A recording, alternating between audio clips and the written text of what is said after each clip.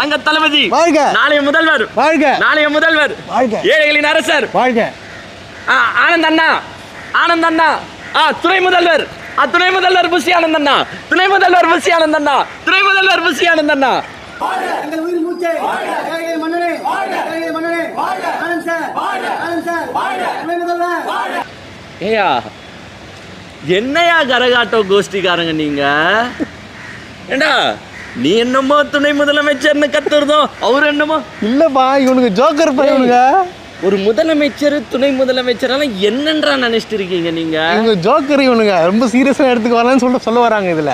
எங்க ஒன்னே ஒன்று சொல்றோம் 2026 நம்மளுக்கு ஃபன் கேரண்டிடுங்க.